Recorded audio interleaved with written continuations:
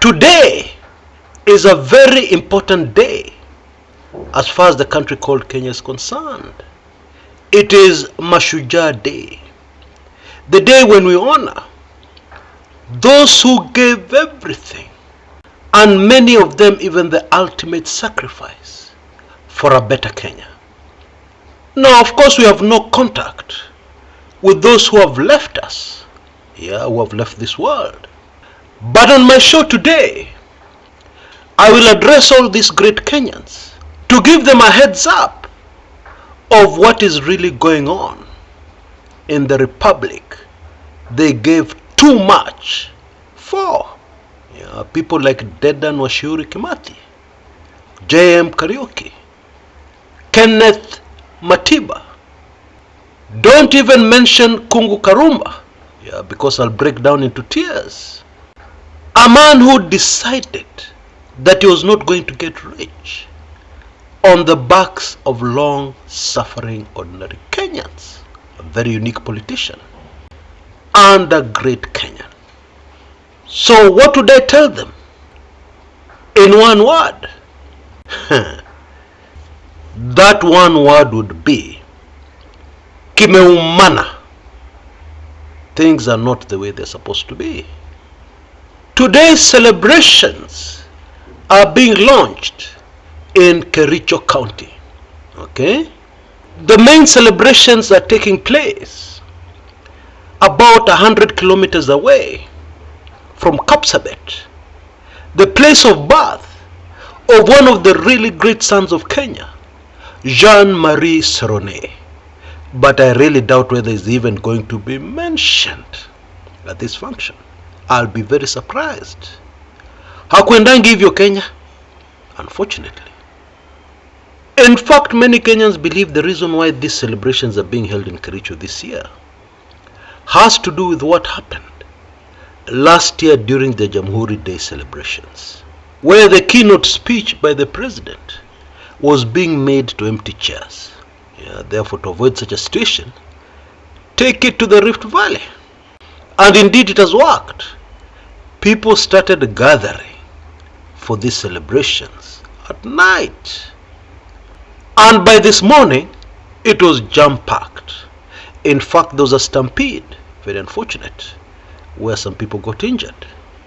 But for the political optics, this was a very bad decision. Why? Because it does not help address the unity of the country called Kenya. Indeed, it makes matters worse at a time when many believe, and there's too much evidence, that those people getting priority, the people getting jobs in the government, etc., are all from the Rift Valley. And therefore, what is most likely going to happen, indeed what is already happening, is that most of the Kenyans from other parts of the country are going to ignore the celebrations of this very important day in our history, when we honor our heroes and heroines from the past. That is the sad fact. But the real action, politically, that is unfolding has to do with Mavoko, where there were demolitions going on in the last few days, which have caused a lot of uproar in the country called Kenya, and have caused many politicians who were involved in the grabbing of this land to break into a cold sweat. And surprise, surprise, we are now getting names emerging. Politicians are coming out and telling us in very clear language that Kalonzo Musyoka has had proxies in the Mavoko area involved in these activities to help him raise campaign funds. That is what politicians are telling us.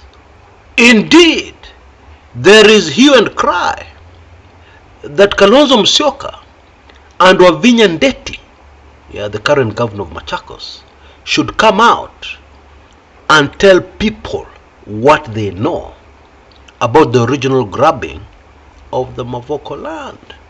Now, if you took in my earlier video about 2 days ago, you would be in the loop. You would totally understand and explain what is currently unfolding.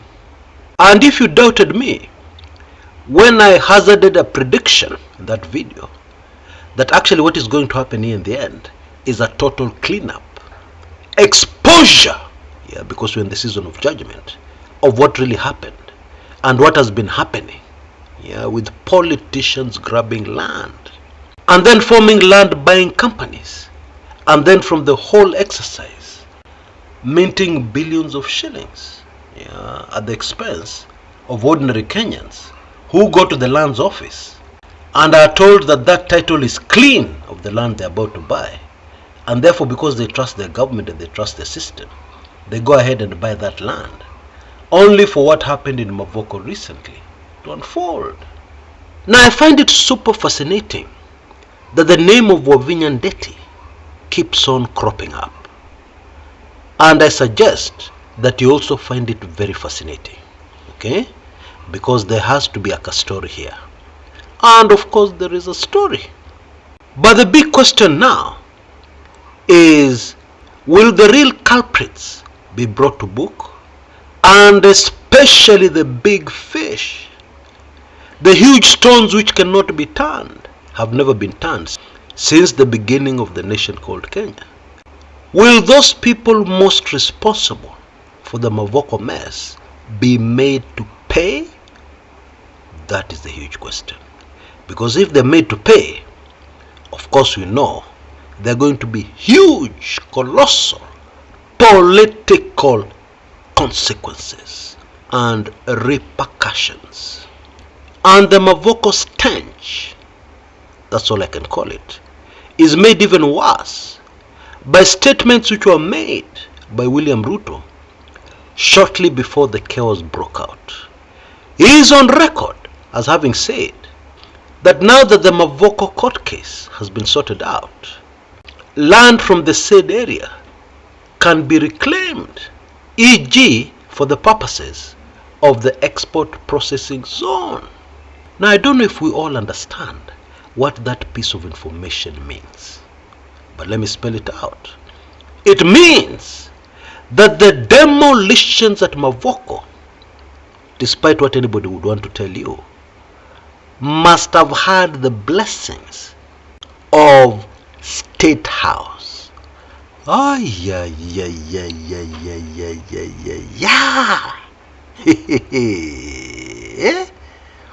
And so it means the statements which have been coming out from the executive, there'll be no more demolitions in Kenya, we want an orderly society, etc., are nothing but crocodile tears. It means that those in the executive were not able to foresee, to predict, as obvious as it was, that demolishing people's houses will not just go like that. What people have invested, many of them are not politicians who earn easy money, and then you go demolish the houses, and then you expect there'll be no consequences, political and otherwise. Please allow me to say that this is one of the reasons why I have always said that whoever is advising the presidency should be fired. Like last week, not even today. Because as a president, whatever you do, you must think through your decisions.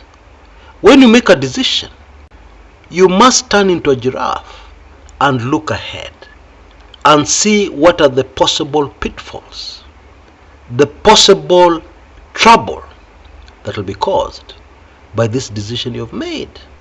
And in this case, it was very obvious. But obviously nobody saw it. Nobody saw it coming. But now here it is. It will be interesting how State House gets out of this one. Very interesting. Because it is a total mess. Will they first of all protect their political friends? Or will they first protect themselves? Nakwambia hii mambo ya Mavoko, it is serious. And it is much worse than you ever imagined. And that is the sad report to our Mashujaa on this Mashujaa Day. All those things you fought for in your effort for a better Kenya, at the moment it looks like they came to zero. Because amongst other things, you fought for land to be restored to its original owners, Kenyans. But guess what is happening?